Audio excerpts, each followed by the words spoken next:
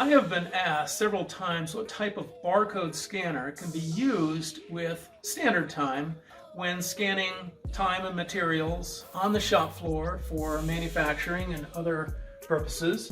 And so I'm going to demonstrate an entry-level barcode scanner that can be bought off of Amazon for anywhere from $20 to $40. This is what you get when you go out there and just type in barcode scanner and click on the first one. What we've got here is a simple little scanner with a cradle, and I've got it connected to an inexpensive tablet, which you can also buy on Amazon, through a USB hub. You really don't need the keyboard and mouse, although you can see the mouse here.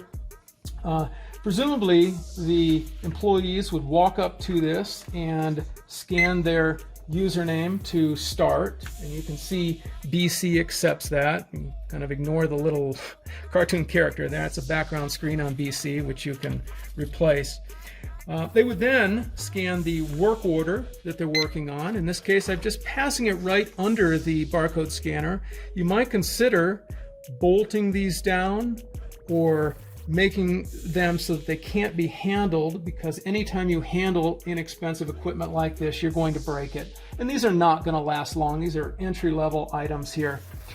Next thing they might scan would be a task. And so that is enough to start the timer. You can see that BC has accepted that and the timer has started. That has put a new time entry into standard time. The employee is then off working on their job, and they can then come back and stop that timer. But the thing that I wanted to demonstrate is this entry-level barcode scanner. Really not a bad little unit.